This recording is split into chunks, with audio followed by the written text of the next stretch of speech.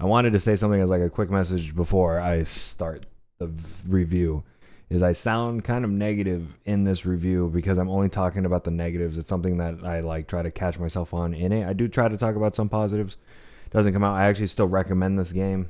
Actually quite a lot considering how cheap it is. Has a nice atmosphere. Generally, it was a nice game to play, and it only took me like 4 hours to beat. So that means the value isn't too high, even though I kind of gave it a decently high score. But yeah, I'm like negative, but like I still recommend the game 100%. Like I enjoyed it. Okay, de la chichis. So, Chichis de la Grande is the game I just played. Okay, that's clearly not the game I played. I played Sense, a Cyberpunk ghost story. I was just playing around. Yeah, whatever. Chichis de la Grande. If I had to describe this game in a few words, it would be it's nice looking. It has a decent atmosphere. The horror game in a cyberpunk place, but it doesn't necessarily mean like it's cyberpunk in theme. It's just a cyberpunk in background, like not even setting, because once you're in the apartment, it's kind of like a feudal, like Japanese, or like I think it was China or Taiwan. It was something, man, an Asian culture thing. Like that's like pretty much the setting. Okay, so my final like personal score I gave it was a 60%, a 6 out of 10, a 3 stars out of 5 stars, a 3 out of 5, a 0.6 out of 1. I don't give a fuck how you think of that. You do the math, and basically it comes out to whatever the fuck you want, whatever you want. Yeah, just like a recap, it's a 2.5D horror game in the exact vein of Clock Tower, without like the different locations of Clock Tower. It is an indie game though, so it does get some slack. But man, I have a lot of problems with this game, but I also think it's actually like a fun game. I think it's worth your money, to be honest. And you play as a thick old woman. Like, holy shit, bro. The woman is thick. It's thick. Like, I haven't jacked off to hentai in forever, but here I go right now. All right, so optimization and polish. I gave it an 8 out of 10. I had no crashes, no frame rate drops, no glitches. Maybe I had glitches. I don't know. Sometimes the ghosts could hit me and sometimes they couldn't. Like, I don't know if that was a glitch. I never give it a 7. There's not like a lot of options. It is an indie game. Obviously, that's kind of not fair to like other big games that like go above and beyond for their optimization. But everything passes as far as an indie title is concerned. So it will run, I think, on anything. So yeah, 7 out of 10 for optimization / polish. Gameplay is a 4 out of 10. It's just like Clock Tower, like I said, which is no surprise because the developer himself stated old school survival horror games, and he specifically mentions Clock Tower and Fatal Frame a few times, which is good. I enjoyed Clock Tower, but just like Clock Tower's gameplay, I did not enjoy Clock Tower's gameplay. Clock Tower is clunky and it sucks. Like, I really hate that game. Is a fucking grind, and that game is trial and error through and through.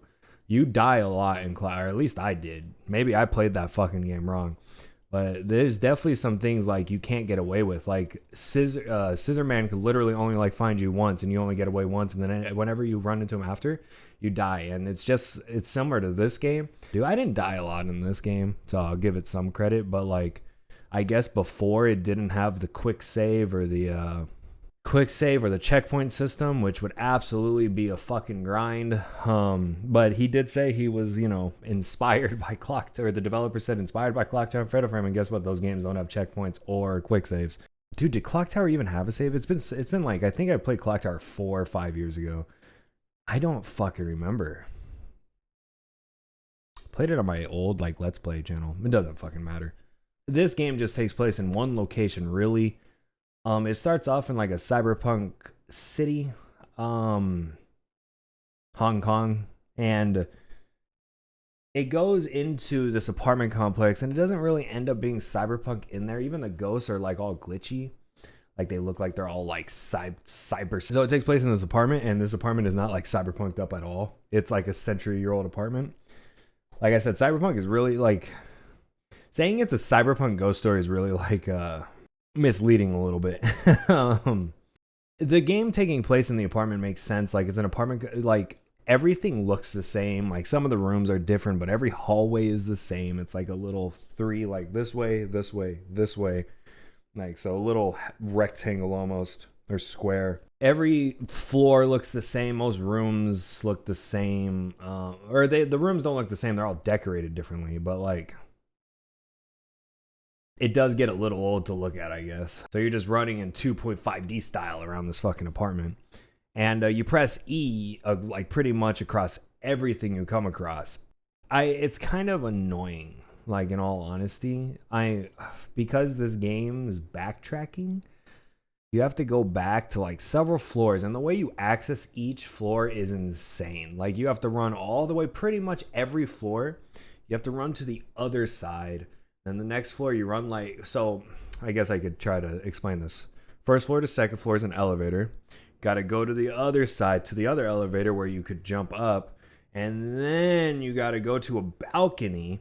And then you gotta, like, it's ridiculous. It's absolutely fucking insane. The backtracking in this game is insane. You gotta do a lot of backtracking because, like survival horror games, you gotta find stuff that you need later. A key, making a key. You need acid, and you need a plastic bottle to hold the acid. I don't know if it's acid. It might be bleach or some shit. Is that acid? But this game makes it easy because every item you come across, when you press E on it, it'll highlight it in purple to like let you know, keep that in your head. I kind of wish that wasn't a thing because it makes it so easy, and it makes me more annoyed that I have to backtrack for this fucking item. It makes me more annoyed because I remember it clearly, and now I gotta go fucking back. So that's like all the like horror like elements. Backtracking and finding items. There is combat in this game, and to call it combat would be kind of like a little generous.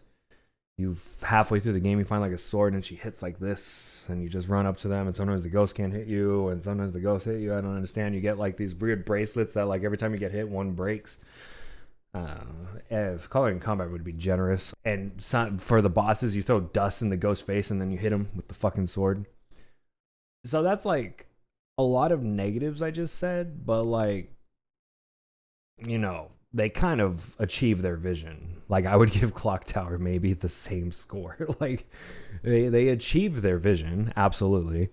Doesn't make it for a great game. If you're looking for gameplay, this ain't the fucking game, that's for sure. Like, no shit.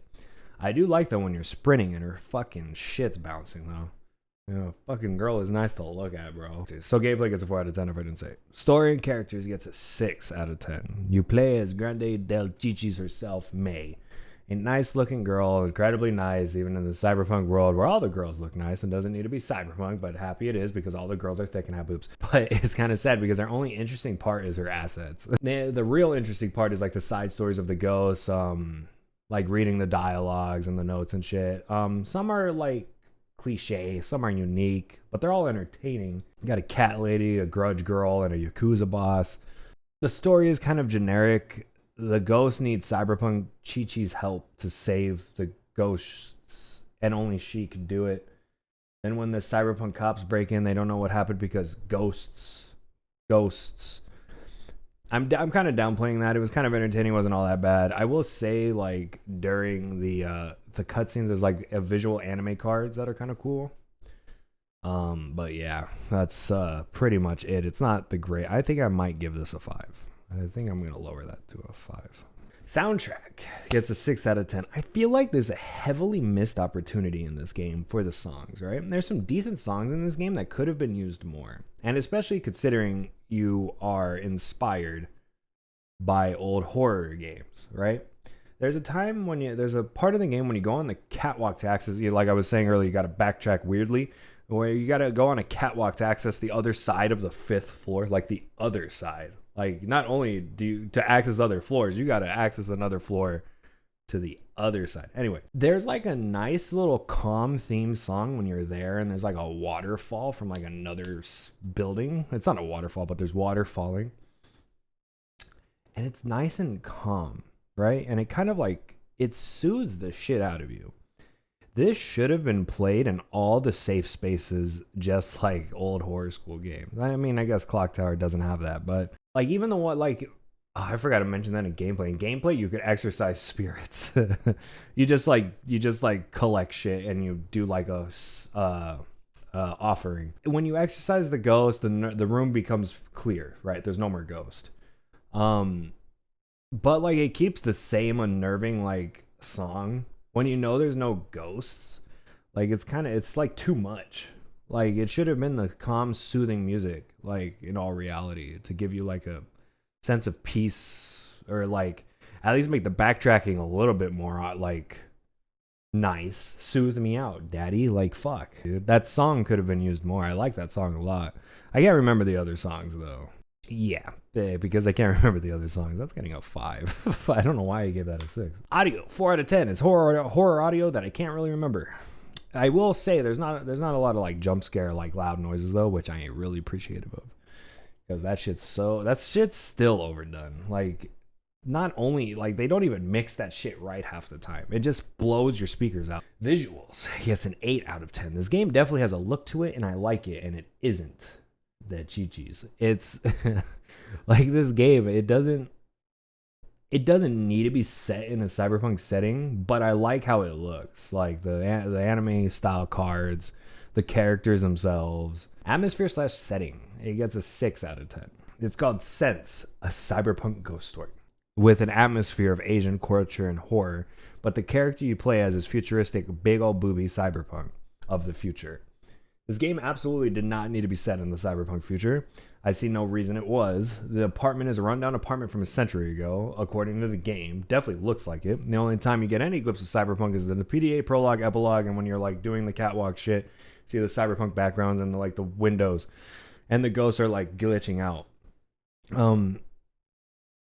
But I'm happy they did this cyberpunk future because the girls everywhere are insane. I also feel I guess the reason I'm disappointed, man, why did I give this a 6? Man, this is all like 5. I feel like there's a missed opportunity to actually make a cyberpunk ghost story, right? Like maybe the story of someone in an apartment who is putting augmentations or prosthetics forcefully on people. Or cyber psychosis, a la Cyberpunk 2077, where they're augmenting themselves so much they go insane. Or like a cyberpunk horror game, like in all reality, like that could be scary. Like all the augmentation could be scary, and fucking you may be seeing shit because of your fucking eye and shit. Like a missed opportunity in my head, but like this is like a cyberpunk timeline with a Fatal Frame atmosphere of old Asian horror. It's really what it is. Doesn't need to be set in the cyberpunk. There really is no reason for it. Originality, importance, it gets a 4 out of 10. This game is somewhat original, and there's kind of like girl like Steam games all over the place now. Thick, big-titted girls all over Steam.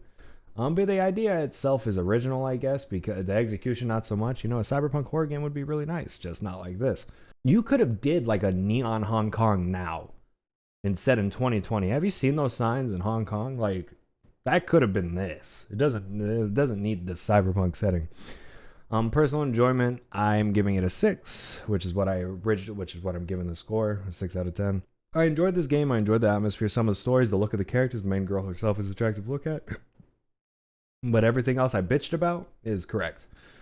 Value is a 7 though. Real shit. This game's cheap. Definitely high value for the experience you get. I think it's worth it.